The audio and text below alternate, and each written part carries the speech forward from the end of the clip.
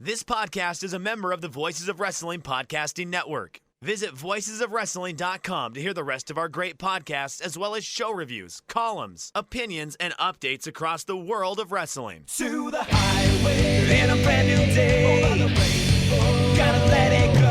So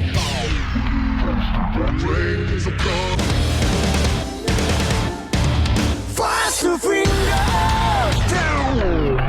Dance tonight together. Here everyone is singing.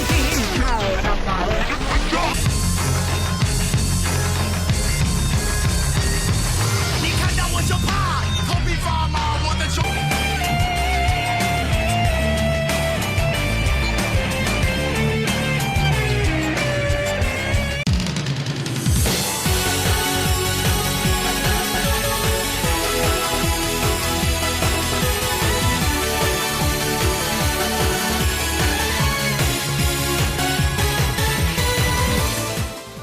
Welcome back to Open the Voice Gate for August 12th, 2021. We are members of the Voices of Wrestling Podcast Network. You can find us on the Voices of Wrestling feed or on our own dedicated podcast feed on all podcast platforms and applications. You can follow us on Twitter at Open Voice Gate. If you would like to donate to the show, just click the link in the show notes. It'll take you to our redcircle.com landing site. You click the red box that says sponsor this podcast, and you can set up a one-time or recurring donation. No obligation whatsoever, but we would like to thank all of our previous donors.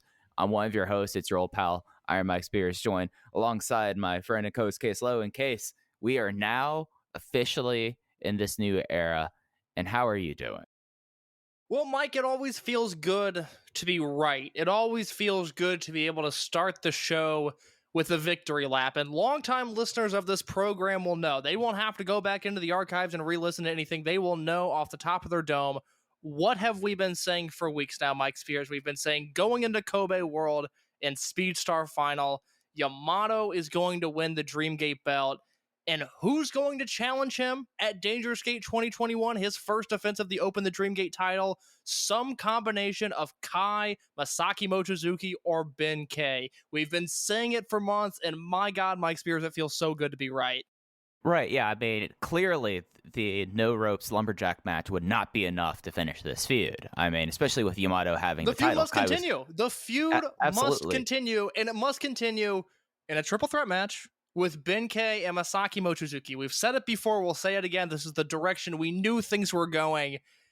And man, I'll tell you what, you take a victory lap like this, Mike, these only come along once in a generation. I'll do one in 5 years when SB Kento is ruling wrestling.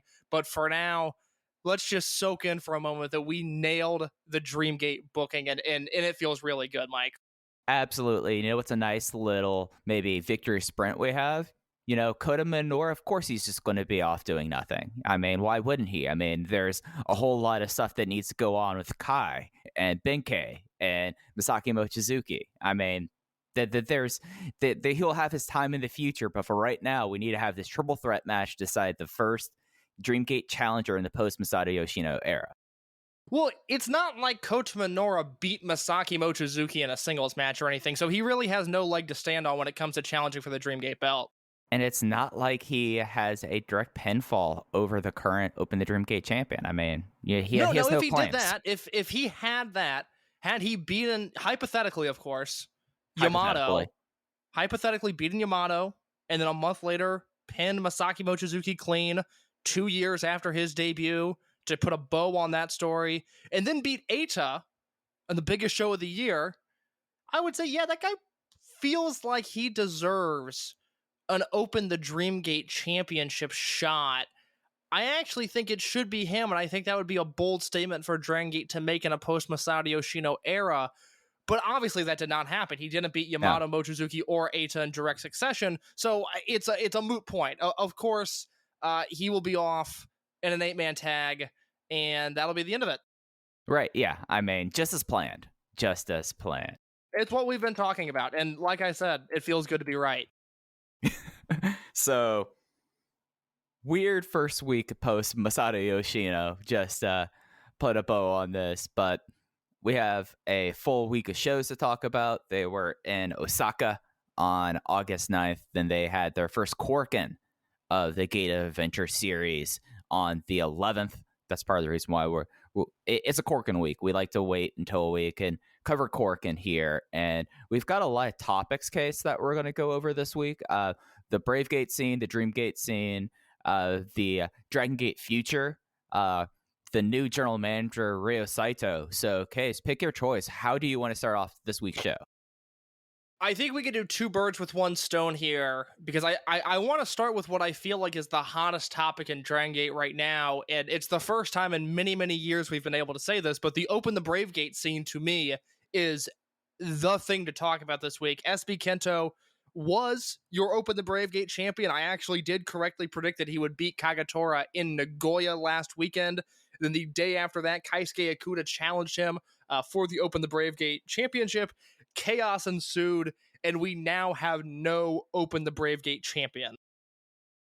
Hey, first week on the job, Ryo Saito's doing fine. He's doing a great job. He's not flustered at all. He's not, he has all the clothes he needs. He's timing our things out well. He's doing fine. But yeah, this Open the Brave Gate scene, it started going into Kobe World and Speedstar Final. Very stable scene.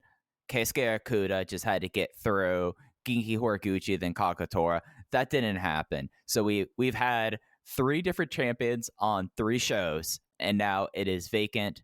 What is the date for the Osaka 2 show in September, guys? Do you have it all in front of you right now? I thought I did, and I do not, but I can get it real quick because there's a trivia. What's the date there? September 11th, 2021. September 11th, 2021, and that will be headlined by Ikuta versus SB Kento for the now vacant Open the Brave Gate Championship. I want to break this feud down piece by piece for just a second, because I think you can attest to this too. This got some buzz. At least in our bubble, there were people asking us about the Brave Gate scene and specifically what happened on this Osaka show that, follow the promotion to some extent, but aren't necessarily diving in to your Osaka number 2s or your Kobe Sambo Halls or your Fukuoka shows. They're Korakuen viewers, they're Big 5 viewers, and that's their level of interest in the company. I felt like a lot of eyes were on this Brave Gate scene and this Okuda SB Kento match in particular, and I just want to make sure that everything that happened here has been digested, because this is some of my favorite storytelling in wrestling in a very long time. I'm not saying it's the best, but personally, what I enjoy in wrestling, this story is delivering with everything I like. So Kagetora wins the belt from Horiguchi at Speedstar Final on August 1st. August 8th, he goes in and SB Kento challenges him. SB Kento wins and then gets into a super heated confrontation with Keisuke Ikuta. Ryo Saito, who is the new GM, as Mike just alluded to, he says, this is great. They have so much heat between them. Let's keep that heat going. Let's put them in the opening match tomorrow, Osaka number 2, Open the Brave Gate Championship. The match, which I would like to talk about in just a second, the match goes 5 minutes. It ends in a double disqualification after both men, or I guess after Keisuke Ikuta, rather, attacks the referee, and per Open the Brave Gate rules for a while now, if there is a no contest, the belt is vacated, and we have some form to crown a new champion. At times it's been a Brave Gate tournament. At times a Dr. Muscle has appeared and resurrected the title. Here, it's going to be a rematch next month. Ryo Saito, the new GM, comes out and says he admits he made a mistake. He's the new GM. He's new to this job. He thought, hey, wouldn't it be great to keep this heat going and put them in the opening match? He now realizes it was too much heat and that he made a mistake, so he's going to give them a month to cool off. Next month, September 11th, 2021, in Osaka, Japan, headlining Osaka number 2 Bodymaker Coliseum. It's the Open the Brave Gate title match, Keisuke Ikuta versus SB Kento. I think this has been perfectly executed. And it's something that really, when first SB Kento got this title match, I was like, I think SB Kento's kind of above this at this point. Like, he is someone that, the Supernova, there's not enough plaudits you could throw towards him for his first 2 years of wrestling, but he's exactly what the Brave Gate kind of needs after the Okuda title reign, his first title reign at least. just kind of petered out. Yes, there were some solid matches with UT and Kagatora, but there was just a lot of just kind of people who are not. I mean, Giki Horiguchi, bless his heart, he's not going to have a Keisuke Okuda bantam match. However, SB Kento, he is more than willing to. And the way that they've built this from having the belt being a hot potato for a week and then looking like it could be stable, because you look at SB Kento, you're like, all right, the belt's going to stick on a while. But then Keisuke Okuda, the angriest man alive, is just not happy and challenging and going from there.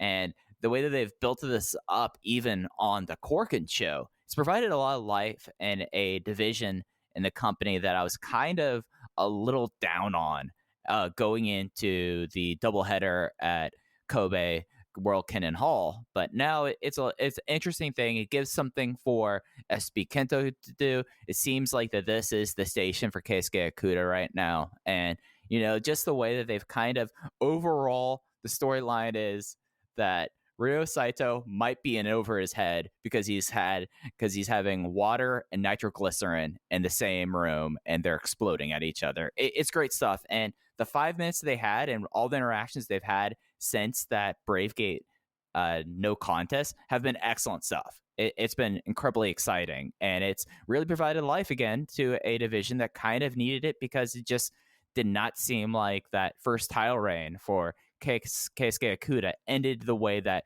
or it went through the way that we anticipated. On a personal level, the hot potato of the Bravegate belt does not bother me. If we go back to the Toryumon days, so we're looking at roughly 21, 22 years, they've never done this before. They have a real good track record of, at times maybe not valuing titles to their most extent, but at the very least respecting these titles. I don't mind a secondary title jumping around like this once, every 20 years. I'm going to allow it. I'm going to give this the thumbs up. Doesn't bother me there. And you said it right there. Genki Horiguchi could not have a Keisuke Okuda match, but SB Kento, and I have raved about him since he debuted at the end of 2019. I said this guy could be the next Yamato. And one of the interesting aspects of Yamato's game, especially early in his career, was how well he performed on the mat. Yamato has an MMA background. To my knowledge, SB Kento does not. But holy shit, did SB Kento show me something new in this match. Because even on the biggest stage, even if you look at that Unit Disbands RED versus Toryumon Generation match from December of last year, SB Kento was the top heel in that match. He's the man that ran everything. But his viciousness was done with a grin. It was...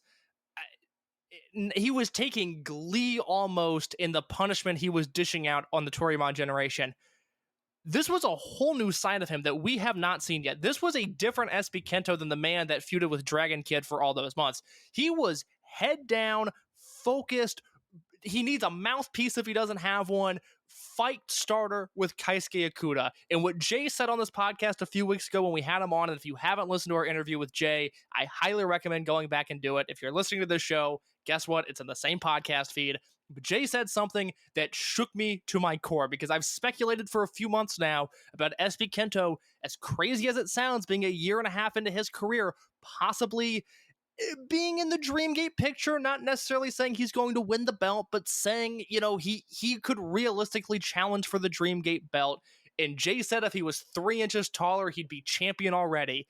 Obviously, that's pure speculation, but when he said that, it was every bit of confirmation I needed that SB Kento is over in Japan. He's over with me. He's the most talented prospect in wrestling. He has the brightest future in anyone in wrestling under the age of 25 right now, and think of the ground that covers. And he is showing yet another aspect of his game with Keisuke Okuda. It's unbelievable, Mike. There's nothing he can't do. There's no hurdle that he hasn't been able to clear, and he's a year and a half into his career.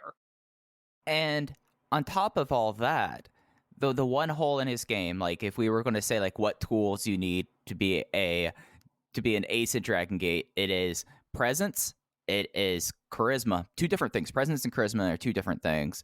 Microphone skills, emotion, and ring work.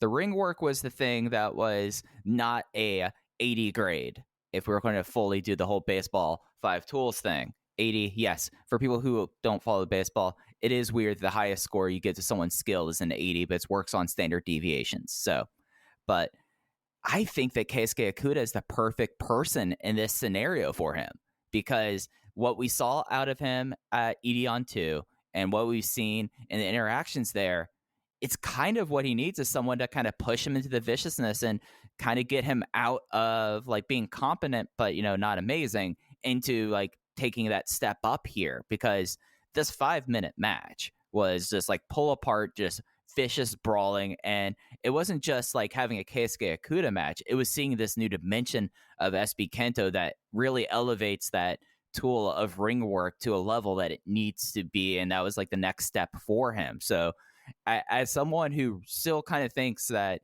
Bravegate, you know, SB Kento, this guy was in the final 4 of King of Gate. He, if it wasn't for Hip Hop Kakuta landing the hand of God, he would have clean swept the people that have been around since the Toryumon age. But he was able to step in here and do it. And I think that even though that this is kind of a pit stop for him towards his ultimate goal, I think this is going to benefit him immeasurably in the future. This match, this opening match that went to a no contest, it felt hot. It felt like a big deal. It's really hard to quantify this stuff. This might be an eye roll inducing statement to some people, and I cannot knock them. If you roll your eyes at this, I get it. I understand that we're 18 months into clap crowds here, and this is how you have to quantify things. But I do think this building specifically used to be Bodymaker Coliseum. Now it's Edion, the number 2 Osaka arena.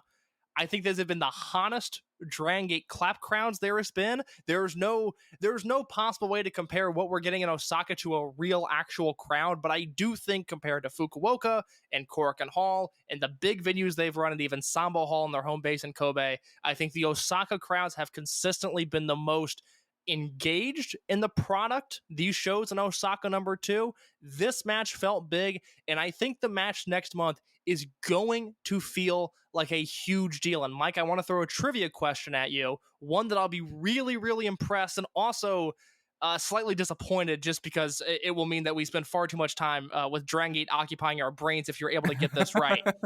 Okay. But think about the Open the Brave Gate Championship. Think about Osaka Edion number 2, and not counting Champion Gate matches, because every year in March, Dragon Gate runs Champion Gate 2 nights. They put a Brave Gate match and a Triangle Gate match on one night, a Dream Gate match and a Twin Gate match on the other night. The last time the Open the Brave Gate Championship was defended in this building on a non-Champion Gate show, do you know when it was? I think it was Tozawa's Brave Gate run, the quote-unquote eternal Brave Gate run in 2015. That was my thought as well, but if you recall, that was Champion Gate in Osaka 2015. That was Tozawa versus KZ, and then Uha Nation's Farewell versus BB Hulk the next night. Mike, the last time the Open the Brave Gate Championship was defended in the smaller Osaka building was November 19th, 2011. This is on a non-Champion Gate show. It was November 19th, 2011, Ricochet versus Pac. That is how long it's been since this building has had an out of characteristic, not calendar scheduled Open the Brave Gate Championship match. It's been 10 years. And SB Kento is the right man for the job. Just for a fun purpose, the last time a title was defended in this building on a non-Champion Gate show was 2017. It was July of 2017, a Triangle Gate match with Shingo L. Lindemann and Takashi Yoshida winning the Triangle Gate belts from Ben K, Big R, Shimizu, and Naruki Doi. Okay, this building is consistently a great audience for Dragon Gate. They always draw a nice house here. And they realistically have not been given the big stuff outside of Champion Gate for many, many years now. It's been 10 years since a non-Champion Gate Brave Gate match took place in this building. It was Ricochet versus Pac then. It's SB Kento versus Keisuke Okuda now. I am locked in on this feud. And it's something that I think coming out of it, they'll decide the 43rd Open the Brave Gate champion on September 11th. I'm kind of talking myself into the idea that if they're going to be willing to headline one of their bigger cities with this Bravegate match for the first time in 10 years to do so, and the first time that they've been doing this here, I think it's kind of like a smart thing, because now you're kind of testing the waters with SB Kento up top. Is that unrealistic for me to say that it's like, oh, now you could go say like, oh yeah, we could go have one of the triple shot in December in Hokkaido, and one of those nights could be SB Kento versus KZ for the Bravegate? No, not unreasonable at all. It's the same logic I used with him winning the belt in Nagoya. They're not going to beat him in a title match at his hometown at this point in his career, and I don't think they're going to have him lose a headlining match that will end up becoming his first extended singles title run. At this point, things could change. At this point, all of my chips are going towards SB Kento winning that match. I would be disappointed just from a booking standpoint with the way Dragon Gate does things. I would be disappointed if they went back to Okuda. And I also just think the momentum and everything else is pointed in SB Kento's direction. Oh, I'm totally with you here. So, Case, we're talking about the future. And unless you have any other Bravegate thoughts, I think it's a good time to transition here. But we're talking about the future here. And the future will be ahead of us, and it'll be in front of us, as we will have the first official debuts of the 2021 Dragon Gate rookie class at Dangerous Gate, as the Iihashi brothers, Riki and Ishin, will go up against Don Fuji and Yasushi Kanda. And it's something that, again, the episode with Jay from a few weeks back, we talked a little bit about this, but it's really fascinating because of the other elements that are at play, in my opinion, with the Ahashi brothers. Yeah, Jay covered this to a tremendous degree, and it was maybe, Jay dropped a lot of knowledge in that interview, and I thought his point about second generation wrestlers, Strong Machine Jay, or now the Ahashi brothers being able to keep their father's sponsorships and the revenue that can bring to them was a very, very interesting point, and this is something new for the Dragon system. We've seen it with Strong Machine Jay, and we'll talk about him a little bit later on in this episode as he returned in Korakuen Hall this past week, but we've seen the iteration of the Dragon from Ultimo Dragon to Dragon Kid to Dragon Dia, but this is a first. These second generation wrestlers hitting Dragon Gate. I'm very, very excited for their debut match in September. And it's not just a first in Dragon Gate. They really are building this as this is, in Japan, the first ever what they're calling thoroughbred pro wrestlers, because it's not just the fact that their father, Koji Ishinriki, was a pro wrestler and a sumo.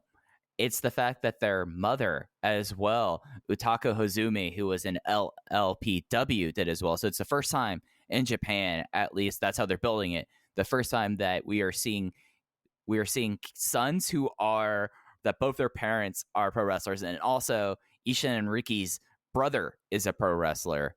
And Koji Ishiriki, he made it pretty far into sumo. Like, he was not top level sumo, but he was the one right below it. So it's not just pro wrestling sponsorship money. It's also possibly also sumo sponsorship money, which is a completely different ball game we're talking about at that point. And it's exciting. And it's something that the Future Project has been going on now since December of last year, and we're starting to see this here. And now they're bringing them out of Kobe. Originally it was just in Kobe, but now they're starting to bring everyone around here, and we're probably going to be seeing a bunch of official debut matches. And the fact that they're putting the Iihashi brothers debuting at Dangerous Gate, that just underline it a couple times and an exclamation point, because that is something that is utterly remarkable. I mean, talk about how SB Kento's rise has been. SB Kento was in the pre-show match as Kento Kobune last year at Dangerous Gate.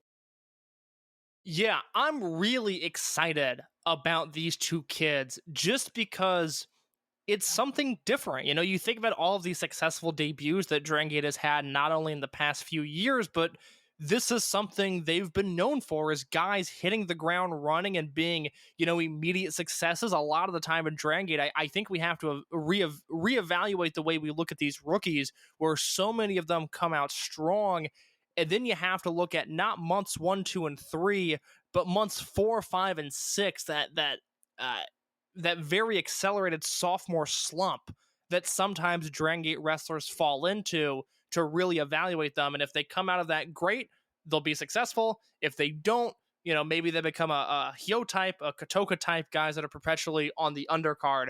But the Ahashi brothers are very, very exciting to me. They are the premier athletes in this future class. If you've seen any of the Dragon Gate future matches that are on the Dragon Gate network, and they're all there, these are probably the guys you've seen because they were the guys that debuted in this class.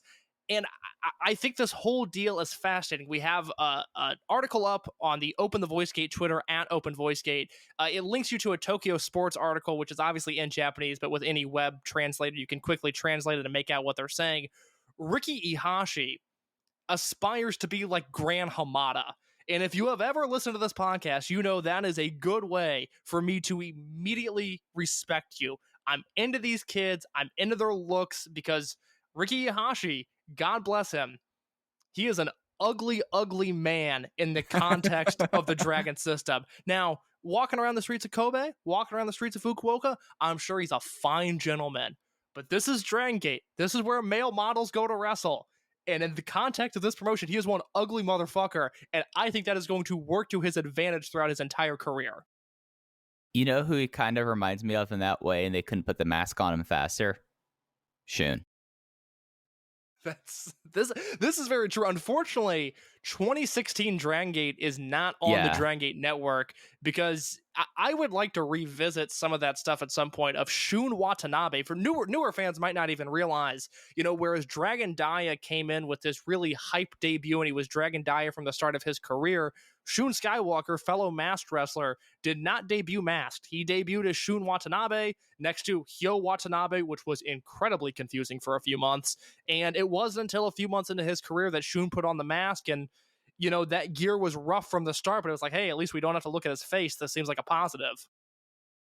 Yeah, and it's something that there's one thing that and this is just an aside, please put up information about the Dragon Gate future kids, please. It is impossible to kind of determine like which one is which because they don't get screen bugs when they come out because it's exhibition matches. They don't list them in the results, and you have to like crawl through certain things, and you have to be able to hear exactly right who is who and what situation there. But yeah, it's something that like I started calling the class of 2016 W2N just because it made my life a whole lot easier. But it'll be interesting to see. Like, I feel like very clearly they're going to run them as a brothers kind of tag team for a little bit, and they should.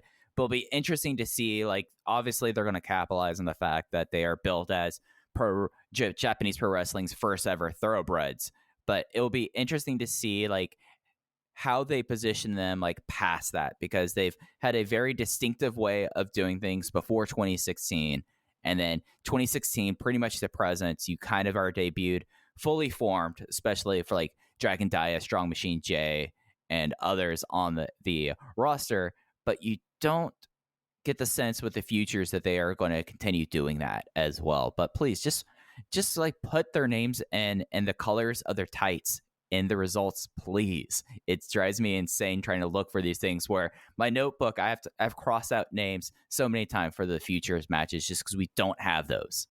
Well, and to his credit, Jay has been doing a better job of identifying them, and he for both the Osaka show and then the Korakuen show, I was able to tell who everybody was.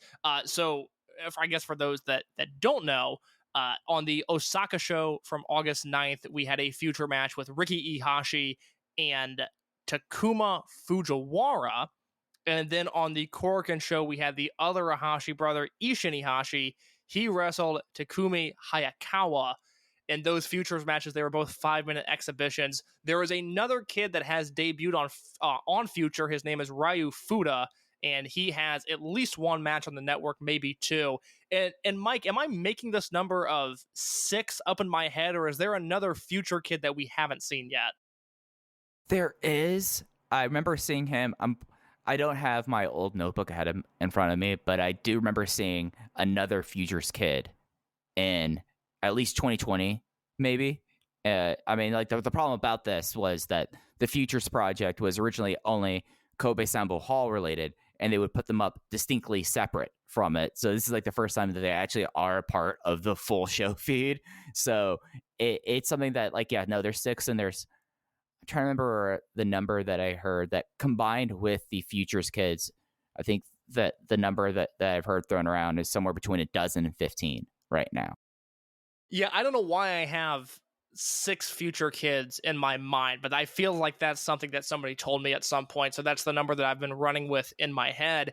It's hard to analyze these matches. For a while, when the Future Project first launched, we were talking about them on the network, and those matches were really more shooty, grapply style, whereas the matches here in Osaka and the match at Korakuen were just your classic young boy style. They were very recognizable in what they were doing, very basic, lots of fire.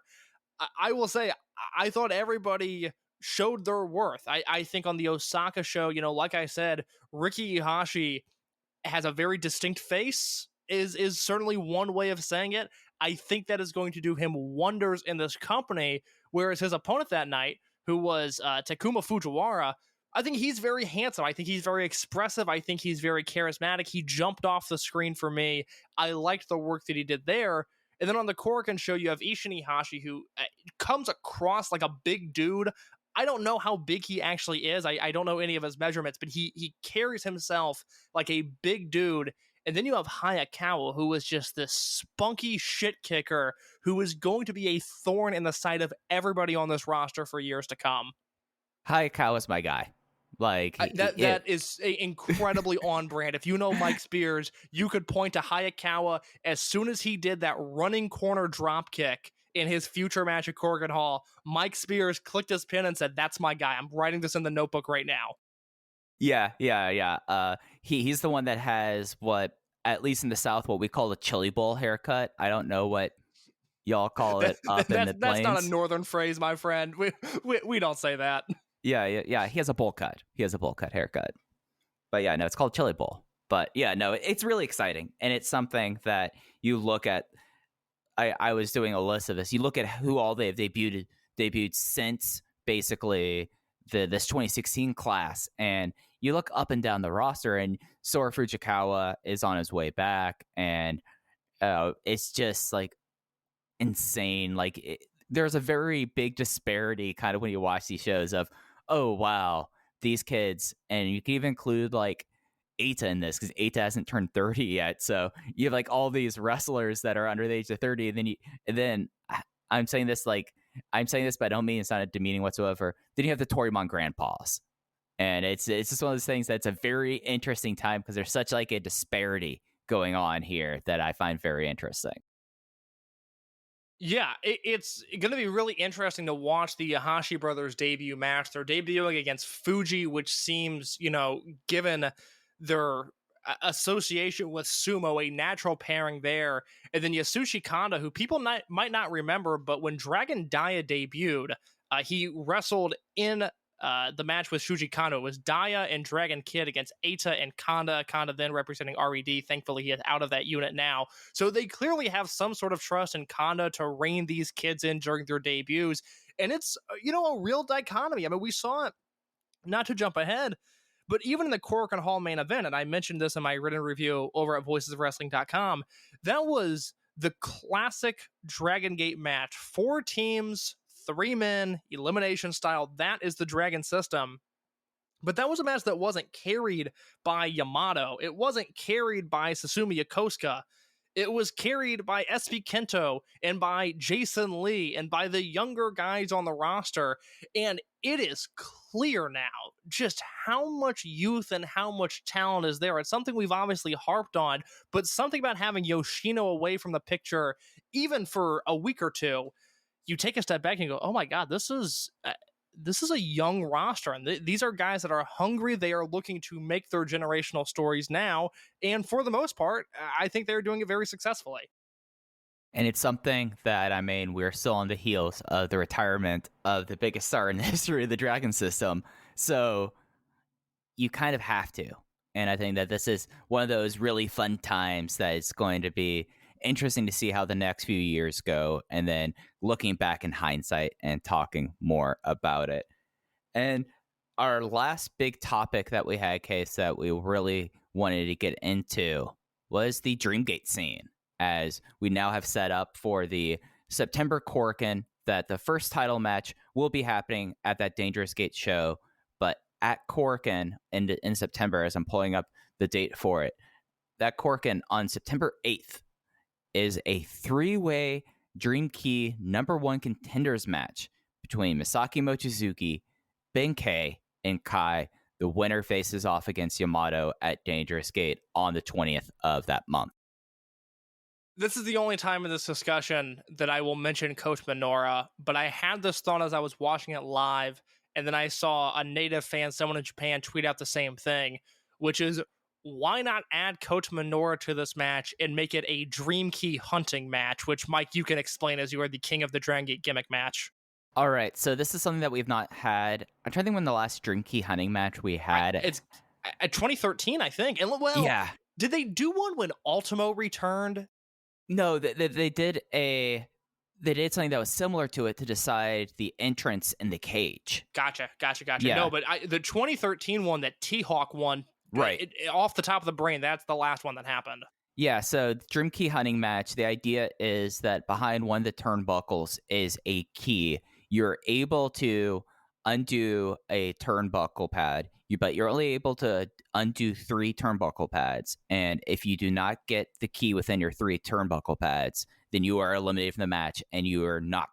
You will still wrestle in the match, but you cannot undo any more turnbuckle pads. But it traditionally was a 4-way match, and the native fan there, like, that was kind of the thing that, like, it's a match type that does not get brought up very often. Like, between like 2013, I think like the one you had to go before that might be like 2008 or 2009. It was something they really did a lot in 2004 through 2009, and then they kind of dropped except for 2013. Yeah, had you thrown Minoura into the fray and just done that match, Minoura could have won or lost, Kai could have won for all I cared. At least then, I think you fill in the logic gap that is there, but instead you have this bizarre 3-way match, and I would like to know from you, we're a month away from this show happening, a lot can change, we can learn some stuff throughout the Gate of Adventure in the month of August, but give me your percentages of Kai, Mochizuki, and Benkei. Who is going to be challenging Yamato for the Dreamgate belt? This is tough because I was like thinking about it, and you can make the argument for all 3 of them. I do have to say at this point, I think Mochizuki is the underdog a little bit, and I think Kai is the favorite. I think that you're probably talking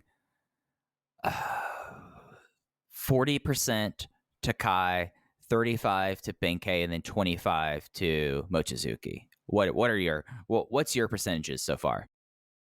We differ a little bit. I'm at 25 for Benkei, 25 for Mochizuki, and 50 for Kai.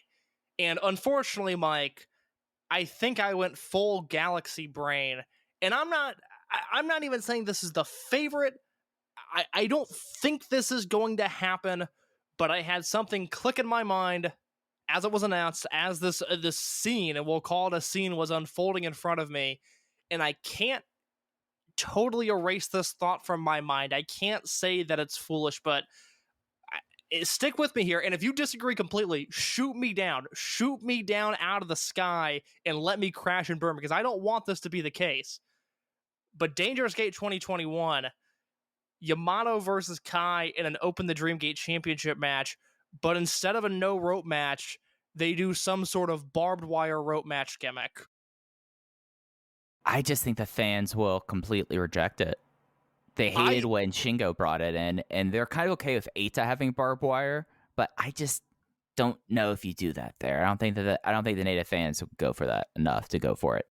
I agree with you. I don't want it to happen, but Kai does have a history of doing barbed wire matches. He's been in 3 of them, notably one in 2017 where he teamed with Onita and Shingo in the same match, and they wrestled Fujita, Kendo Kashin, and Nozawa Wrong Guy. You'll never guess, but that was an Atsushi Onita produce show. I know you couldn't tell from an exploding barbed wire match that had Nozawa in it, but yes, that was an Onita produce show. I just can't shake the thought. I don't think it's the most likely outcome, but I can't rule it out, and I certainly can't rule out Kai versus Yamato headlining one of the Big Five shows, which, look, I've thrown roses at Kai in the past. I think he's played a lot of his role very, very well. I loved the no-rope match, but on paper, I am dreading Yamato versus Kai possibly headlining a Big Five pay-per-view. Yeah, it's just something that, like, I was done with this. I mean, I was done with this storyline months ago. So, like, the fact that we're immediately going back to that, well, just does not enthuse me. I think business-wise, it makes sense. Like, Yamato versus Kai, you're doing it at Oda City. It makes sense. And even, like, there at Oda City, where that is kind of the show where Dragon Gate brings out the weapons. So that's another point in your barbed wire match idea, because that's where Shingo brought out the barbed wire bat. That's where Ada always has the barbed wire board. It is at Oda City. So it makes sense. I'm just not very enthused about it, Case, to be quite honest. While we're in this ballpark, let me make a brief aside. This very unhappy ballpark. It's not the Field of Dreams, I'll tell you that much. But I mentioned after the no-rope match that I didn't expect Kai to go anywhere, but I really wish that would have been his final appearance, because it would have been the perfect opportunity to write him off. It would have been 3 years in the company. He would have done his job, and he would have done it well, and we could have washed our hands with Kai right there. Well, what happened a few days ago was that Kazuma Sakamoto showed up in GLEAT, and we talked about this on the Open the Voice Gate account a little bit, but we have not talked about it with one another. What do you make of this? I mean, he's a freelancer. And a noted freelancer, if you listen to our interview with Jay. Yeah. You notice that in the match, there's no one in Strong Hearts in it. So I just think he's taking other dates. I mean, he's taking other dates while in COVID, too. Like, he was regularly participating in Noah up until mid last year. So does not surprise me too much. It'll be interesting to see how things continue, if this is something that they brought him in because he's someone that can sell tickets and can handle, like, that sort of thing, or if he's sticking around. And I think the big kind of tell about that is if he gets engaged with Strong Hearts in any fashion. The thing to note, and I do think this is important, is that if you look at the Dragon Gate website, gaora.co.jp/Dragon Gate, they update their roster page meticulously. And Kazuma debuted in GLEAT. The next day, Masato Yoshino's profile was pulled from the website, and Kazuma's was still there. If you look at Kazuma's social media, he is constantly retweeting Dragon Gate things. Now, he's also retweeting World of Sport GIFs and ECW montages and whatever else, because Kazuma Sakamoto loves the wrestling. But a great account to follow. A great account to follow. Great account. Honestly, more people should post like Kazuma Sakamoto. It would make Twitter a much better place. But he is still showing some affiliation with the company. He has not been removed. His profile has not been removed from the company website. And I do think that's relevant because, like I said, they update that page constantly with new renders. Whenever there's a new unit, they're put up there immediately. And Yoshino's profile is already gone. So Kazuma's still there. I noticed when the Gate of Adventure cards were announced that he wasn't anywhere to be found. I didn't think much of it. The next day he shows up in GLEAT. I thought, maybe you should have thought more of it. But he's still there for now, and I hope he comes back because, what can I say? I enjoy some Kazuma Sakamoto. And it's something worth noting that Dragon Gate does try to run, or it did at one point try to run its own like self-contained bubble. So when Mochizuki was doing all the Noah stuff, he would kind of stay in Noah, and that was it. So I think like the big tell to me would be, one, as I mentioned, if he starts doing things with Strong Hearts, I think that's a very kind of glaring thing that he might be moving on. And two, if after whatever he does in GLEAT, if he's not on, I forget what the tour is after Gate of Adventure. Gate of Adventure is always one that sticks out because it's traditionally the Summer Adventure Tag League. I believe it's Stormgate. Yeah. If the Stormgate cards come out and he's still off of it and he's still doing GLEAT shows, then I would be interested to see. Then I think we could be talking about Kazuma's time in Dragon Gate coming to a close for right now. Have you seen, speaking of Mochizuki and Noah, have you seen the lineups for the N1 victory this year? No, I have not. Please, please educate me on this. Case, you know, I watch Dragon Gate, I watch All Elite Wrestling, and then I pick and choose from there. So I do not keep great tabs on Nosawa Produce, the major promotion right now. Look, as you know, there's no promotion I hate more than Pro Wrestling Noah, and that's not even because they're bad. That's just because they're annoying, because they could be good and they choose to be bad. They choose violence every single morning. But they threw old Case of Bone here with the B block of the N1 Victory Tour. There's 4 guys in the block.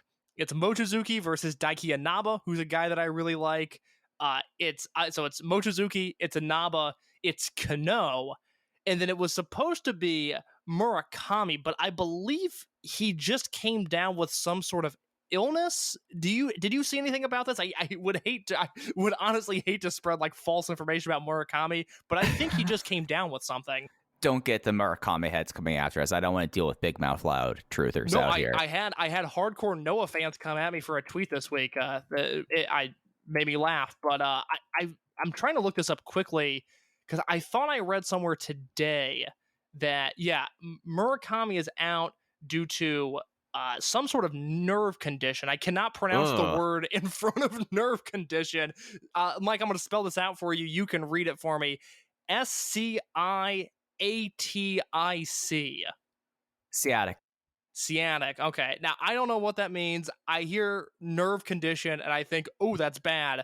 So I don't know who is going to take Murakami's place in the N1, but I do know that we're getting Mochizuki versus Inaba, and then in Korakuen Hall, September 26th, Kano versus Mochizuki, and that I am into. So thank you, Noah. The A block looks like shit. The D block looks like shit. I can gladly ignore those, but Block C has Nakajima, Kotaro Suzuki, and Masato Tanaka, and Block B has Inaba, Kano, and Mochizuki, and those are thumbs up from your old pal Case Low.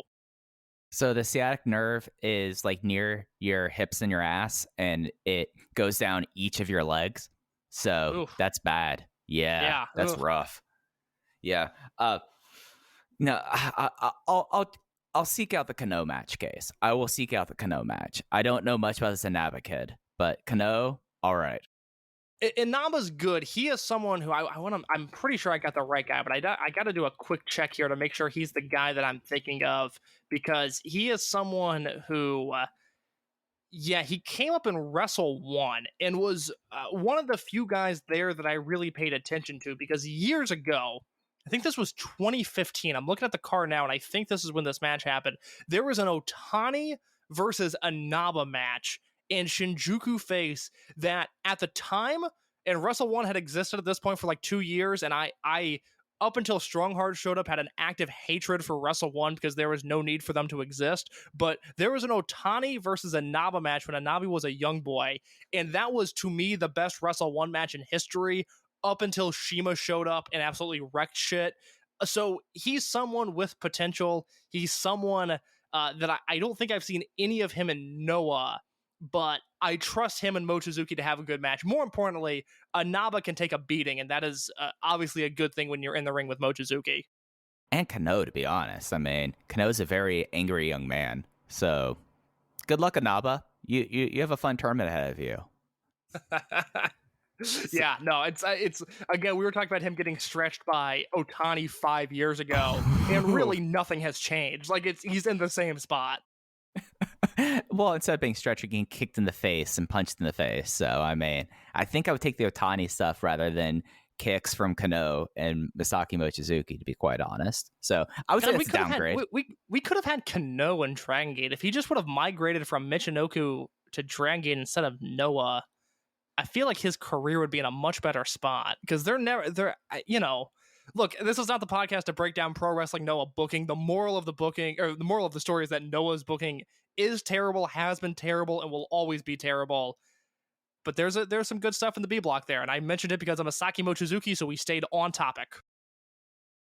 There we go. And the last topic I wanted to bring up is the first week of Ryo Saito's tenure of general manager. We both kind of, when we saw this happen, it's like, all right, this makes sense for like what's happening here. And the way I'm interested to hear your opinion on how they're playing it, because I'm a big fan of way over his head Ryo right now. I like it. Here's what I don't want. Let me get the negative out of the way first. Ryo Saito walks a real fine line with me. Very similar to Orange Cassidy, where when Orange Cassidy delivers, I am madly entertained by it. The issue is that he delivers maybe 5% of the time. And the other 95%, I'm very annoyed by it. Saito is someone who is going to have to tread lightly. I can't see too much of him. I don't want to see too much of Ryo Saito's face, and I'm afraid I'm going to. But week 1 on the job, I think he's been really enjoyable. Like I said, I love the way he has been used as the fall man, basically, in Akuda versus SB Kento. I think that has been brilliant. I love that story. I love the way they have brought him into that. I am going to draw the narrative, whether it's fair or not, that if Saito is the matchmaker, that he's the one that brought back the 12-man tag that we saw in Korakuen Hall. I love that. I hope we get more wacky matches. I was just talking about this on the show. I want more Nanawa Falls elimination matches. Give me Captain's Fall elimination matches. Give me weird shit. That is what Dragon Gate did so well for so long, and they've abandoned it. So if Saito's role is giving us more of that, great. This week he didn't annoy me. Next week we'll see. And one thing he also did was in Korakuen, and what was the kind of the prerequisite comedy match on the show, he wanted to hurry things along because there was a quarantine, and he wanted everyone to come out at the same time, everyone introduced at the same time. And then the idea that putting a match with Ichikawa and makes it a really quick match there, you know, he has a logic there. He's working around the constraints of this time. Case, one thing I've started to do, and I'm going to do this as a bit until we forget or stops being interesting. I have an approval rating poll that I'll be doing every week before we start recording. And I'm just asking on Twitter, do you approve of General Manager Ryo Saito's week on the job? And in the first week case, the approval rating of Ryo as General Manager, 89.5% approval. He's doing great. He's doing great right now. Look, Mike, I'm in a position in my shoot job where I am right now being considered for a promotion that would put me, without revealing too much information, would put me more on the corporate side of things. And as a 22-year-old, it is fucking terrifying. It is a lot of responsibility that I welcome, but also did not ask for. One of the things that I have learned, constant communication, always checking in with the people around you, not micromanaging, but just checking in, makes your life a lot easier. So if we can check in with Ryo Saito every week, I think we're fine. My one big concern, I don't think I mentioned this, I think I got lost in thinking about Ryo Saito's face. I will be bummed out if the Owari Gate Championship comes back. I do not need that in current Dragon Gate.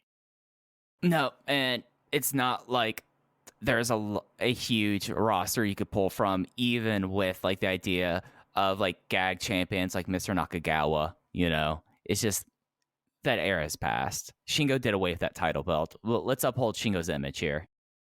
In a Shingo versus Ryo Saito feud that just about made me stop reviewing Dragon Gate, so please keep that belt away from this promotion. I enjoy Mike Spears. I enjoy this podcast. Let's keep the Owari Gate Championship out of the picture. So those were our big topics that we wanted to talk about today. Can I throw you one more real quick? Something I've been thinking about this week. Sure thing. They didn't wrestle against one another on either of these shows, not in Osaka, not in Tokyo, but they're two guys that, for reasons that will become obvious when I mention them, are attached at the hip, and I thought individually they both had really strong showings this weekend, that being Ben K and that being Shun Skywalker. And it's a few months past now. I haven't really thought about the project since we concluded it in early April. But Mike and I, as I'm sure many of you are aware of, alongside our friend Alan Forel, we participated in a Greatest Wrestler Ever project where we ranked what we thought were the 100 greatest wrestlers of all time. All of that information is available on the VIP section of the Pro Wrestling Torch website. Go check it out if you have not. None of the three of us ranked Ben K or Shun Skywalker. They're 5 years into their career. I think it would have been foolish to do so. But at this point, Mike, in their careers 5 years deep, They've both been Open Dreamgate champion. They've both been in a number of prominent matches and a number of Match of the Year contenders. I don't need a number as to where you think they would be, but if you were making a greatest wrestler ever list today and you had to extend it until you hit either Shun Skywalker or Ben K, who do you think has had the better in-ring career up to this point? Interesting. So you just wanted me to rank them, not slot where I think they would end up being if we extended it out. No, right now, who has had the better career? I think at this moment, it's probably Benkei, just because, and again, this is no fault of his own, we were robbed of a couple main event Big Five matches with Shun Skywalker. I think it's Benkei right now. And I think Benkei has some more tag work that Shun Skywalker doesn't have. I think Benkei has more trios work as well. So I think it's Benkei at this juncture. Forecasting out, though, if we were going to say like the career, I think in the end, just because of an age disparity and health-wise, I think it'll be Shun Skywalker on top. But at this moment, it is Benkei. I'm going to give the edge to Skywalker. I think because his career has been so erratic, and in a weird way, he's popped up in a lot of different places, and he's constantly changed it. Well, I guess Ben K has also constantly changed his look. They're even there. I was going to say that Skywalker changed his look a lot, but Ben K's 2020 was a wild, wild ride. I think we forget, just because of how Skywalker is and how he carries himself, that he has been just in a number of ridiculous matches. I always point to the Mochizuki tag team. I was just looking through my 2019 spreadsheet, and I forgot just how good Shun was that year, starting the year with Mochizuki Dojo, ending the year on his own, and then ending the year splitting to Mexico because he was on his own and he had no one there fighting with him. It's really, really an incredible career he's had, and I just feel coming out of Kobe World and Speedstar Final, it just gave me a new appreciation for Shun. He is a phenomenal professional wrestler who I think, because of the way he looks, wearing the mask, and the, just preconceived notion that we have about masked wrestlers being American wrestling fans, I think there is a mental block, and maybe you disagree. You can tell me if you do. I think we are preconceived to think these guys are fun and that they're exciting, but that they're not the best, that we don't consider them to be the top guy. And I think it's a weird thing because we've been conditioned on WWE programming to think that, and we're just now breaking that cycle. But if you look at Shun's resume, there are not a lot of wrestlers that have been better over this past 5 years from 2016 to 2021 than Shun Skywalker. Ben K is close, but I think I would give the edge to Shun. It's something like you bring up the masks thing, and it's interesting because I feel like that the mask argument is just because of, and this is not the Everything Elite Patreon where I'm going to be talking about the impending downfall of the Performance Center era, but we've been so conditioned over like that 20-year period of the WWE being the only game in town that people kind of forget about like Mr. Wrestling number 1 and Mr. Wrestling number 2. They forget about, like, in Mexico, I mean, it's just tradition there. And then like Rey Mysterio kind of is the one that like really broke through in the way. And we were told his entire career that he was too small and not good enough. And even if we know Rey is one of the 10 best wrestlers of all time, the perception of the masked wrestler is just beat into your mind, whether it's fair or not. And that's sort of, I think, one of the hurdles that, again, it's just this weird thing where I don't think anybody's intentionally thinking about Shun in this lesser way, but I do think it is a weird part of wrestling fandom that I have just started to realize, especially coming out of Speedstar Final, where I was like, God, this guy has put in a ridiculous resume, and I don't know if he gets all the credit that he deserves for it. No, and I think he's someone that, like, again, forecasting out, I think he's going to really ascend, like, up the rankings and would be someone, maybe not in 2026, but in 10 years from now, looking back and be a real top 100 contender. Whereas with Benkei, there's just a lot of things that I feel like would prohibit him making my top 100 in the future. Yeah, they both have ridiculous careers. I mean, we've known from Benkei's debut match that he was going to be something special. Shun, there was a lot of like, okay, what is this guy? Is he going to kill himself in the ring? Is he going to kill somebody else in the ring? No, he's actually just going to have a dominant world title reign and end with 2 match of the year contenders back to back on the 2 biggest shows in company history. Yeah. And I mean, you look at what he was doing this week, it's going to be interesting to see where he kind of shakes out over the next few months, because he will get pulled back. I mean, that's just how things operate in Dragon Gate.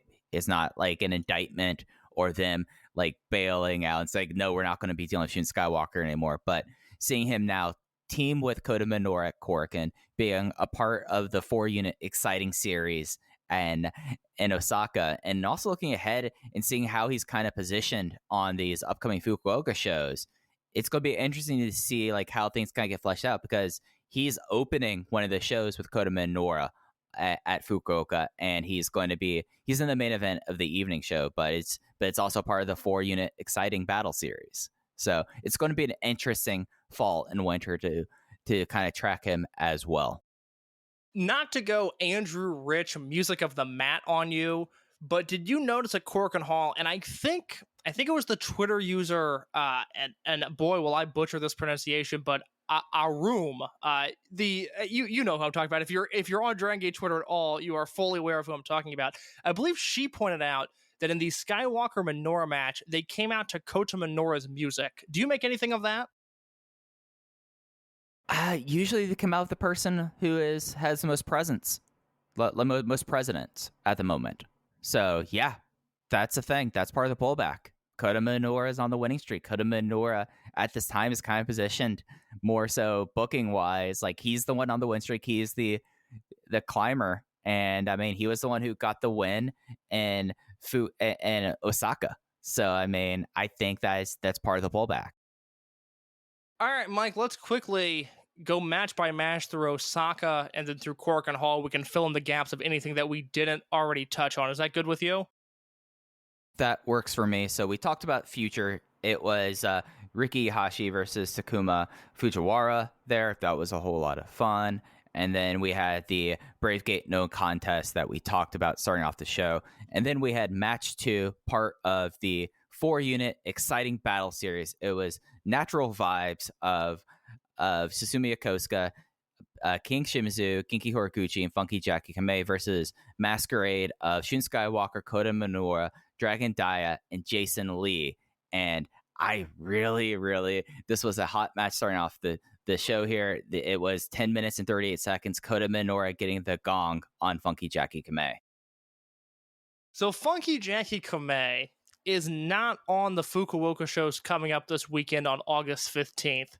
And that is a bummer, because if I had the proverbial pencil, Jason Lee and Funky Jackie Kamei better get used to each other, because I think their chemistry is excellent, and I think everything that Jason Lee does well, and listeners of this podcast know that I think he does a lot of things well, I think those are all things that Kamei could bring into his arsenal. The smoothness, the quickness, the agility. Kamei, it's interesting, you know, when he was just under his Turtle Chan gimmick to Takedo Kamei, I don't feel like we ever questioned his fluidity in the ring or whether or not he could put certain things together. But since he's gone into Natural Vibes, does it feel like he's taken a step back as a performer? Yes, that was something I was going to bring up, that like I'm kind of bothered because Kamei is mine and Alan Forel's guy out of this class, and he needs consistency. And he has not had consistency since joining Natural Vibes, and being off the Fukuoka shows doesn't help in that regard. Yeah, it's a bummer. I would like to see him get more work and appear on more of these cards for as great as Future is. And I love that we're getting to see these Raw exhibition matches. Someone like Kamei needs either a Prime Zone or a Nex to just get that consistent work, and it appears that both of those have been done by the wayside, and it's disappointing because I would like to think that if there were ever more Dragon Gate Next shows that they would end up on the network, and I would like to think that Kamei would be a big part of them, but it doesn't appear like that's in the cards anytime soon. Right, yeah, it's a bummer because it just seems like that his injury really derailed him at the point where, I mean, he was supposed to be teaming with UT on that first Fukuoka double shot of the year. Like, they were really going to start like having young vibes out in the forefront, and he's just now kind of the erratic lost post of the unit. And it's a real bummer because the rest of this match, like I thought like he was fine here, but I thought that this 8-man tag team match was excellent. Like I went 3 3/4, very close to being a notebook for me. And a lot of that was like seeing Masquerade and Natural Vibes together, is getting to see the opening with Shun Skywalker and King Shimizu, which ended with like the nice thing about like Shun Skywalker now being able to like have these matches where he's against guys who I don't want to say are bigger than him, but are sturdier and can base for him. Like the opening thing with like all of the shoulder tackles leading into to Harris from him. Rock Dragon Dia might be my favorite babyface in peril working today. It just was an absolute blast of a match 2, and the start of it's not listed as a 4-unit exciting battle, but it was a 4-unit exciting battle happening there. So I really enjoyed this match too, Kay. So what were your thoughts about it overall? A little lower than you. I was at 3.5. You were at 3 3/4. But yeah, it's exactly what I want. I hope we get in the future less Masquerade versus Natural Vibes matches at match 2 and more on the business end of the card, because these teams can obviously do great things with one another. And this was merely scraping the surface of what both teams are capable of. Yeah, and then we got into match 3. This was a tag team match of unaffiliated wrestlers, Don Fuji and Sushi Kanda versus Gamma and Punch Tominaga. Don Fuji won in 10 minutes and 30 seconds with a super chokeslam on Punch Tominaga. And this was a match that existed. Yep. This was... I'm certain this match has happened like 30 times before, and it was exactly what it was there. Probably didn't need to go 10 minutes and 30 seconds. Don't really have any thoughts in case. I'm guessing you don't either. Match 4, 6-man tag team match. RED team of BB Hulk, Diamante, and Dia Inferno versus unaffiliated team of Ultimo Dragon, Ryo Saito, and Takashi Yoshida. Dia Inferno won with a Hurricane Rana cutback assisted by BB Hulk on Ryo Saito. Can I get your vibe check on Dia Inferno right now? What do you think about him not always being paired with Dragon Dia, especially... Well, answer that first. I have a follow-up question, though.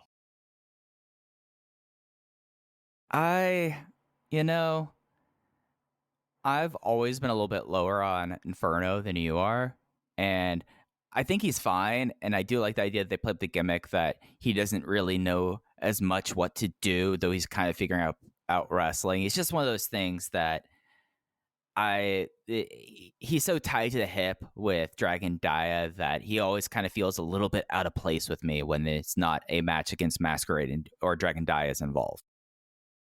Yeah, it's weird. I feel like they're getting more comfortable with the idea of Dia Inferno. I'm going to use the phrase sticking around, and given who was under that mask, it makes me a little uneasy. I've liked the character since the debut. I think it's only gotten better over time, but that character's there for a purpose, and I would like to see it stick to that purpose. Yeah, like that's the thing. Like I want the Puestas match, and I enjoy the character Dia Inferno. I think that they've really found ways to reinvigorate this feud after Dragon Dia was injured most of the spring, but there's a purpose here, and I don't like them getting away from the purpose. Yeah, I would co-sign those thoughts. The match itself was just kind of there. I mean, it was fine. Like, it was not a bad match. They kept it moving, and they highlighted what they needed to highlight. I thought Inferno in this match actually probably was the star of it. But just, I mean, given who all it was there, this kind of felt like card filler in a way. Yeah, I like the Inferno stuff. I like anytime Ultimo gets in the ring with Diamante. I look forward to their Dragon Mania 22 mask versus mask match. And, we had a weak middle portion of the show here, but it picked up for the final 2 matches. Yes, it did. This was not a part of the 4-unit exciting battle, but it was Natural Vibes versus High End and unaffiliated, so no wonder it didn't.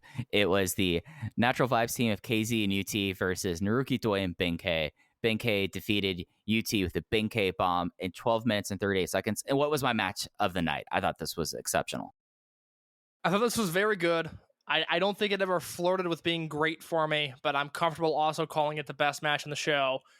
Naruki Doi is an interesting guy right now. I really thought either this show or Korakuen Hall, we would get a big angle with Naruki Doi, because as he said since April, he's going to hold off on finding a new unit until after Masato Yoshino retires. Naruki Doi is still one of the biggest stars in the promotion, and I thought they would hit the ground running and make something happen with Doi, whether that's a heel turn, whether that's his own unit. I have no idea where they're going with him, but I thought they would start their direction to that place on these shows, and it did not happen, which I think is very interesting. But what did happen is a very, very good match with Doi and Benkei, the former Maximum pairing, against KZ and UT. Of course, UT delivered in a big spot. Of course, KZ looked good here. I would love it if we saw more direct 2-on-2 KZ and UT tag matches. Yeah, I love this tag team. I thought UT was the star here, and UT probably is my favorite wrestler to watch in the ring in Dragon Gate right now. And I thought that UT was so good with Doi here, and then just kind of did a whole lot of things, and just he was being able to kind of stretch things. I thought it had like a great closing stretch, and this crowd, like the Osaka crowds, are the most. With the exception of when people beat up on rookies, like the most excited crowds in Dragon Gate, as you were talking about earlier this show, UT really had the crowd in the palm of his hands, and I thought it was a really fun finishing stretch. And, I would really be interested in what would happen. Like, I don't think we'll get Natural Vibes versus Natural Vibes, but yeah, I want to see KZ and UT stick around. I feel like that those two have good chemistry together. Completely agree. And then we got a main event that I thought was a pretty hot little affair. Mike, what did you think of this? I thought it served its purpose. It was the official 4-unit exciting battle match of the night. High End versus RED, Yamato, Dragon Kid, Kakator, and Keisuke Okuda versus Kaito Ishida, Kai Hyo, and SB Kento. Okuda gets the win with the choke sleeper on SB Kento in just under 9 minutes. And I liked how it was very freewheeling and focused on the Brave Gate rivalry here. And I thought that it was all really solid here. And I felt like that this is like my big takeaway from this show was that SB Kento took a huge step forward in my mind in ring, because I thought he looked like an absolute star here. And I feel like that really he was the straw that stirred the drink, if you will. Yeah, I love the rare instance we get a Dragon Gate match like this where it feels really chaotic and really thrown together. This never found its flow, and I think that benefited the match. This was pretty hectic for all, roughly 9 minutes that it existed. It was a larger vehicle for Okuda and SB Kento, as you said, and I like this every once in a while. The two that come to mind I guess this one was a longer match, it was more formulaic, but the show I reference all the time, January 14th, 2005, which really, to me, is the true beginning of Dragon Gate. Obviously, it's a promotion that launches in August of 2004, but January 2005 is the beginning of Blood Generation in the sort of, oh shit, we're on to something new here, where Doi turns heel in the first match, and then he joins the main event, and it's just a crazy, wild main event to end an all-time great Dragon Gate show. There's also, from 2014, now I want to pull up the match just to get it exactly right, but BB Hulk was the Dreamgate champion, and he had it in his mind that he was going to defend the belt against all of Mad Blanky in sort of a gauntlet-style Dreamgate match, and that did not go well. He was pinned, I believe, by KZ very, very early into the match. And so what did they do? Shima said, well, we can't send the fans home with a 6-minute main event that ended in absolute nonsense. Let's have a member from every unit come out here and team with Hulk. So they had Tozawa and Shima and Susumu and T-Hawk come out to team with Hulk, and they wrestled Mad Blanky in the main event. Very chaotic match, very entertaining. This one didn't live up to those heights, but it was the same sort of idea, and I really like it when they go in that direction. Yeah, and it's something where, again, General Manager Ryo Saito doing a great job adding these two in the main event. Just great first week on the job. Killing it. And that was it for the Osaka Eon 2. This was their first Osaka show that they had since Champion Gate because of the last COVID shutdown, which I didn't realize until I was looking up, because I was trying to figure out, like, when was the last time they were in this building? Not since March, but it will be up on the network through the 16th. It's 2 hours. Like, this show breezes by, even like the slower stuff in the middle. I mean, yeah, they did give 10 minutes to a Punch Tominaga match, but I mean, and they played the hits there. It just was. I thought this was a really fun show, and actually, I think I liked this show more than I liked the Corkin. Yeah, Corkin was strange. The main event was great. Worth checking out immediately if you have not seen it, even if I didn't like the finish. There was a lot of stuff on the Corkin show that I almost really liked, and then I just didn't. But yeah, it was not the strongest Corkin Hall outing they've had this year. It's a building that they've struggled in. I put a lot of that on the mandates and the restrictions due to COVID, but they haven't knocked it out of the park a ton at Corkin this year, which has been disappointing. Yeah. Attendance 635, which I'm going to really keep track of these because it's kind of the big tell on how big of a hit losing Masato Yoshino was. They were selling it out at 7:15. Before it, this was kind of what I was expecting, 635. So not a bad showing. Case your written review is up on voicesofwrestling.com. We had the future match. It was Takumi Hayakawa versus Ishin Iihashi.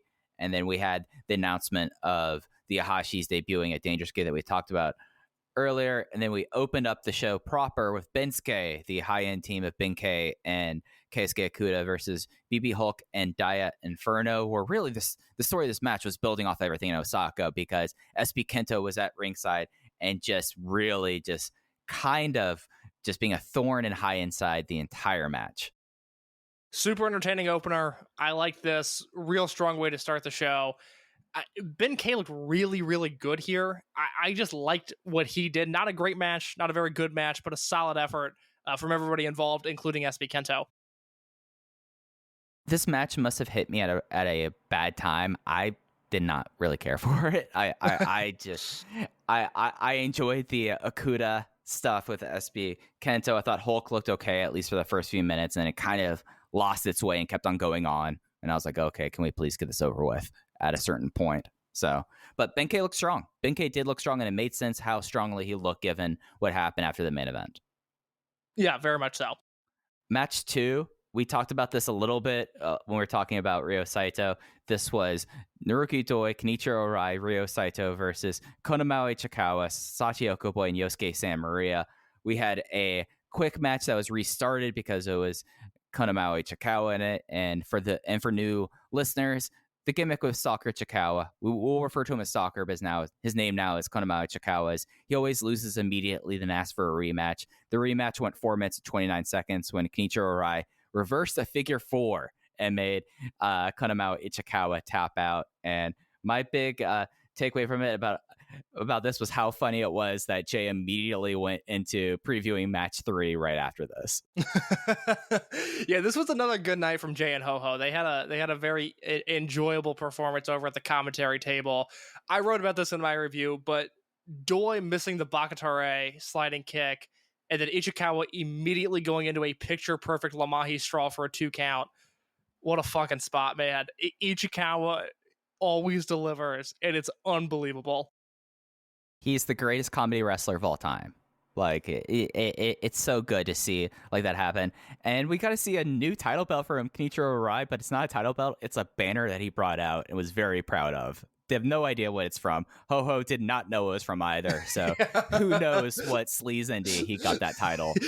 He didn't get the newest occupation of the Indies DVD. It's a little bit behind right now. They must not get Samurai in the dojo. They must not get Samurai. Match 3, Ultimo Dragon, Masaki Mochizuki, and Problem Dragon versus Yasushi Kanda, Takashi Yoshida, and Punch Tominaga. Kind of felt like the middle matches that we saw at Osaka number 2. Mochizuki reversed the Punch did his Matrix evade, and then Mochizuki just picked him up and gave him a twister to win in 7 minutes and 39 seconds. I thought this was very paint by the numbers, but decent. Look, I was blown away by Mochizuki in this match because you can obviously put him in a great match and you can see how great he is, but when you put him in there with scrubs like who he was dealing with here, and you see him pull what I thought was a thrilling closing stretch between he and Punch Tominaga, you just got to take a step back and go, holy shit, this is one of the best guys to ever do it. I mean, he's really, like, this is weirdly such an impressive Masaki Mochizuki match. I mean, he pretty much carried it all. Like, it was his match. It was a 1-on-3 match. It was Mochizuki against 3 dorks, and it was great. let's not be. You're being a little unfair there to Yasushi Kanda. He's not a dork. He's a slime ball. Oh, well, which would you rather be, a dork or a slime ball? Oh, slime ball any day of the week. Any day of the week. I'd want to be a dirtbag. I am a dirtbag case. That's the thing. I'm a fucking dork, and I'm sick of it. I don't. I gotta get. I had this thought a few weeks ago, and I don't know what this means. I don't know how to act on this, but I just kept on having this thought when I was sitting in my apartment of like, what if I just started being mean? What if I got mean? And I don't know what that is, and I don't know what that looks like. I don't know how to execute this thought process, because I unfortunately, and this is something that typically people who aren't very nice say, but I have taken stock of my life and I've determined I'm a very nice person, and I'm sick of it. I am ready for something new. I'm ready to slick back the hair and put on the leather jacket and hit the jukebox. I want to start being mean, and maybe I do that by hanging out with Yasushi Kanda. Yeah, I mean, Yasushi Kanda knows how to bury a body.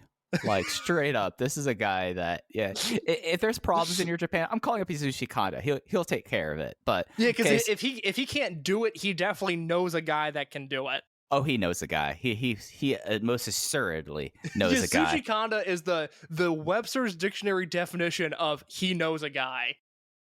But at the same time, like, you see him on social media, and he seems like so nice. But in the back of his head, it's like, this is a guy. He knows a guy. Like, yeah. So Case, you just need to walk that. You just need to walk that tightrope. You need to be like Yasushi Kanda. That's what you should aspire to. Look, I don't know how to do it, but I'm sick of this current incarnation of myself. So I got to try something new, and I think I'm just going to start shoulder checking people in the lockers whenever I see them. I mean, we just gotta go find a nerd to bully.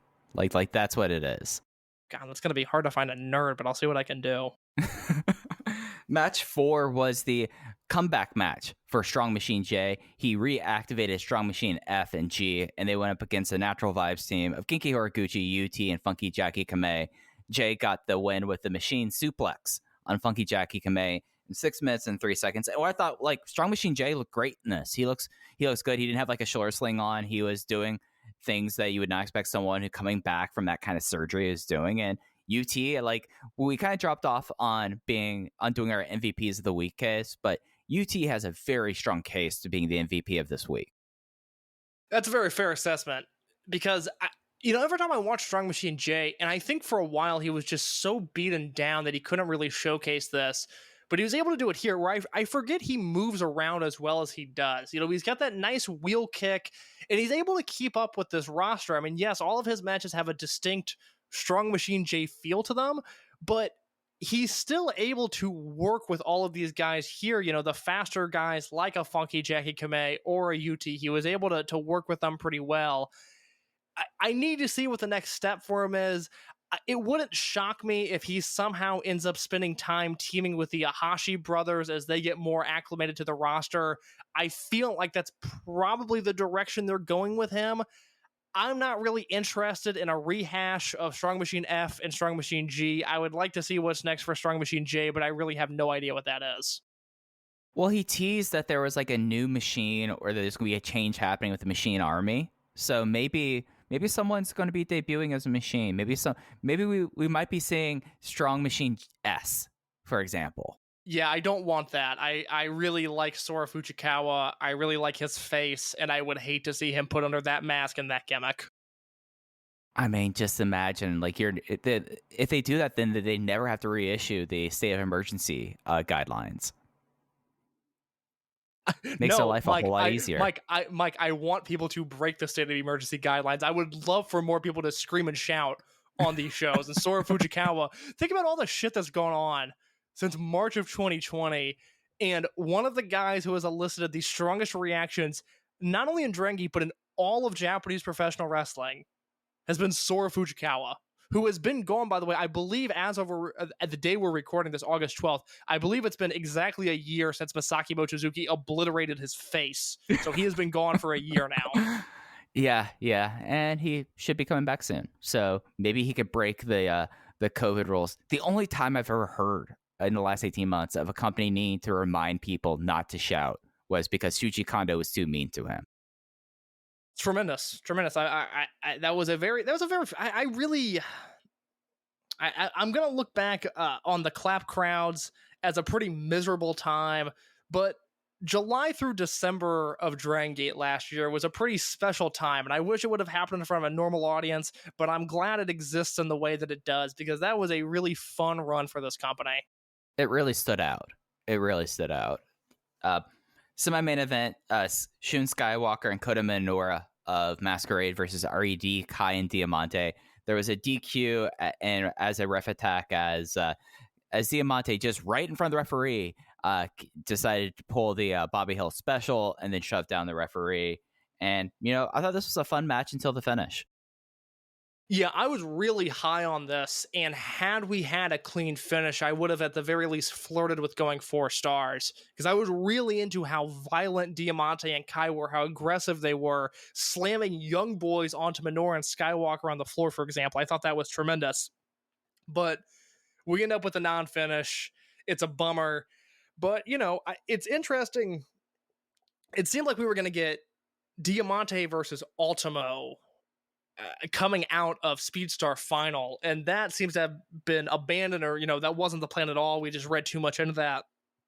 Diamante versus Shun is not something I had spent a ton of time thinking about, but I would be okay with seeing those guys have a lot more interactions.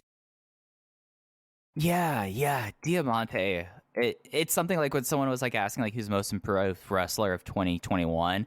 And I still think it might be Diamante because as good as he got in 2020, I feel like he's much better now. Like, he is so exciting to watch. It has been 2 years in the promotion for him now. He came in August of 2019. Think about how better he has gotten in that 2-year run.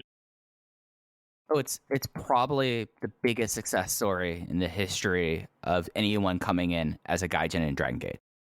At one point, we had thought of him as one of the worst imports they had ever brought in, really on that same level as like when at peak Open the Global Gate obsession, when you had your B-Boys and your Human Tornadoes and whoever else. And those are wrestlers that I like. That's not a shot at them, but they weren't up to the Dragon Gate standard.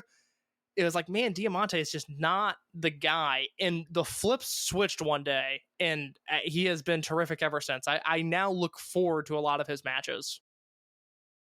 And it's something that, like, I like the fact that he's paired off with Shun, because he's someone that, I mean, if he could base for La Estrella, he could also base for Shun Skywalker, and it's really kind of fantastic stuff. And Kai was nice and vicious in this as well. If there was a Summer Venture Tag League, I'm okay if a Kai and Diamante team, as long as we get, like, Mino Shun happening, because I enjoyed Minoura and Shun Skywalker as well. I think that this was something that could have been, if it didn't have the finish it did, really could have trended really high. And then we got into the main event. It was the return of the 4-way 6-man tag. It was high ends Yamato, Dragon Gate Kagetora, Natural Vibes, KZ, Susumu Yokosuka, and King Shimizu. Masquerade, the Triangle Gate team of Jason Lee, Dragon Dia, and La Estrella, and the RED team of Kaito Ishida, SB Kento, and Hyo. The falls were SBK submitting Dragon Dia with the SB shooter in 19 minutes and 6 seconds after Dia Inferno's interference, and then Dragon Kid getting his eternal rival Susumu Yokosuka. Dragon Kid has a lot of rivals, a lot of eternal rivals between Susumu, Kondo, and Kness.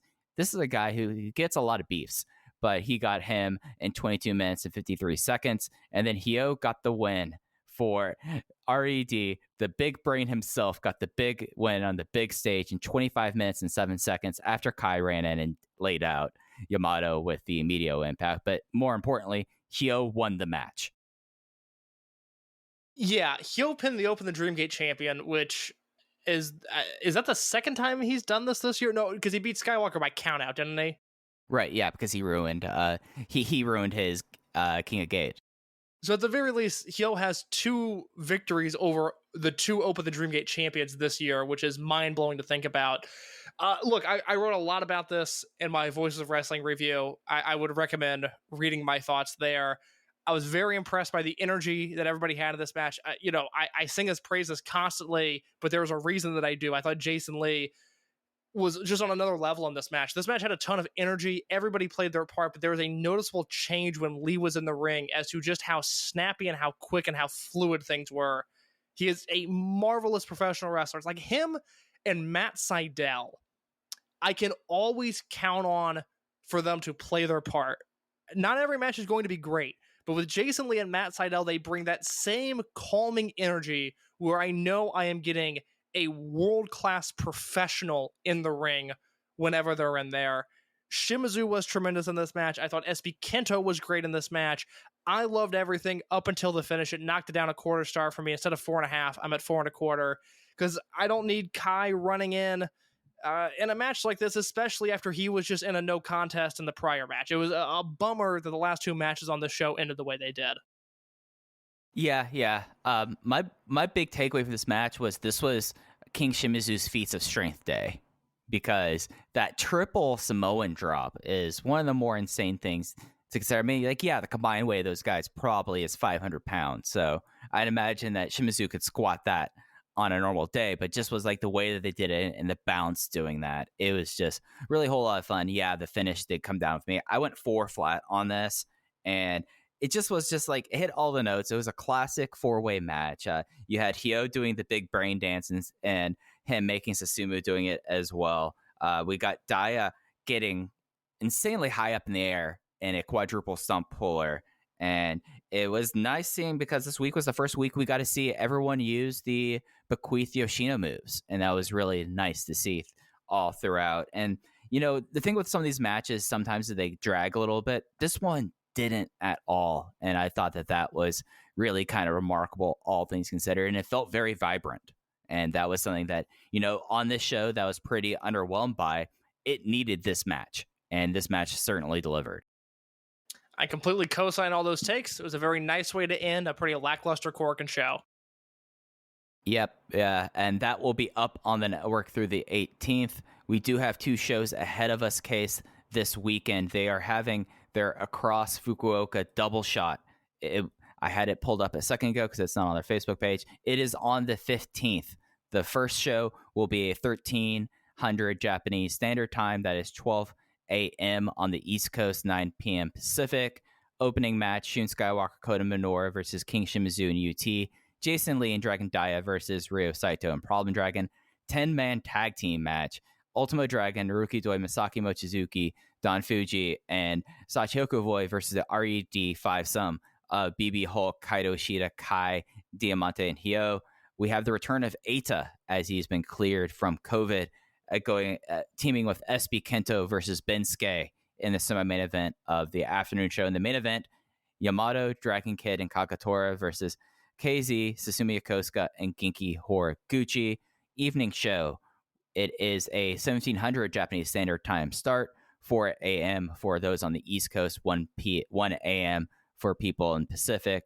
Opening match, KZ, Susumu Yokosuka, UT versus Dragon Kid, Kakatora, Keisuke Okuda. Ultimo Dragon and Sachihoko Boy versus Don Fuji and Problem Dragon. Naruki Doi and Ryo Saito versus Genki Horiguchi and King Shimizu.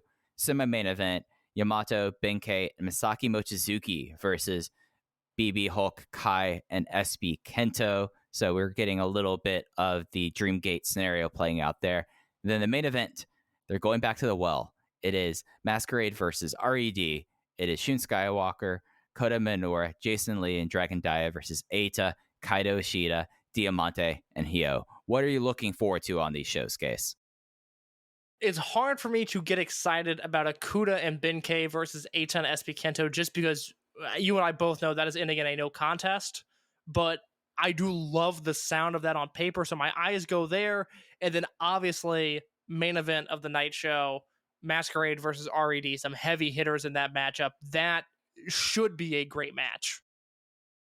Yeah, it's something where I'm building up my expectations for a Cross Fukuoka showcase. I do this every time, but that match the match has not missed, and I don't think it's going to miss. And I'm excited to see how they're going to kind of play up the Dreamgate scenario in that same event. The match on the opening show that I'm really stoked for is that opener. Mino Shun versus King Shimizu and UT. Like, you have Shimizu and UT, who are my 2 blow away guys from this week, going up against Shun Skywalker and Kota Minoru, who have incredible chemistry. So I think there's going to be a lot of interesting stuff there, and we'll talk about that next week on Open the Voice Gate. Case, anything else you want to say before we get out of here? Yeah, unfortunately, I do want to end on a bit of a bummer, but this broke as we were recording. Chris Hero tweeted out that the man we know as Real Hero, Jamal Hepburn, passed away over the weekend, and we would be remiss if we didn't say anything. I mean, Jamal, Real Hero, was the gateway for so many people. I mean, it for newer Dragon Gate fans, if you came on like during the network era, it is hard to explain in words just how valuable Jamal was, because he was the guy that not only had all of the Dragon Gate footage, but he had all of the All Japan footage, all of the Noah footage, all of the Big Japan footage, all the DDT footage, all the 0-1 footage. He is unfortunately leaving a hole in this community that I don't know how it's going to be filled, because he was a 1 in a million type of person who had seemingly dedicated his life to making Japanese wrestling more accessible. And it is a devastating loss for the community, and a devastating loss for his family and his friends. And it is awful to read that. And, this podcast, or I guess I should say rather the Western coverage of Dragon Gate, would not be the same without him. So it is a terrible loss and something that I'm very sad to read.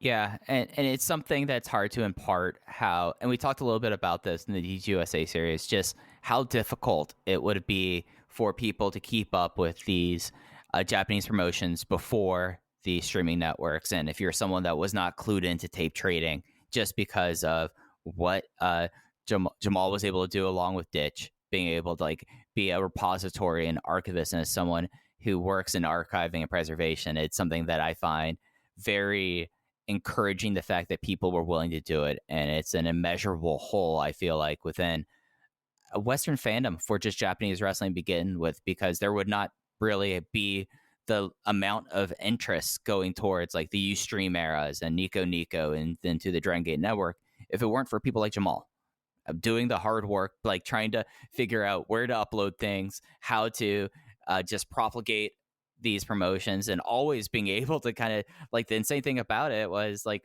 within, it used to be like weeks or months to get shows before Real Hero really started, and then it was something that was like soon right after airing. Like, it was really kind of remarkable, and he will be dearly missed. Yeah, that is unfortunately a somber way to end the show, but I saw that break during the show and I had to bring it up here. I think the Burning Spirits account, which I believe is run by Kevin Hare of Voices of Wrestling, I think he sums it up perfectly. He says, "Rest in peace, Real Hero, hugely important to the community, but more importantly, he was a nice guy," and those sentiments are ringing out from everybody on my Twitter feed right now. So rest in peace to Real Hero. Thank you for everything you gave the community over the past few years. And that is all I have for this week on Open the Voice Gate. Yep, and that will do it. You can follow the podcast Open the Voice Gate. You can follow Case _ in your case, and you can follow me at Fuji Heya. We'll be back next week talking about the Across Fukuoka shows on Open the Voice Gate. Take care.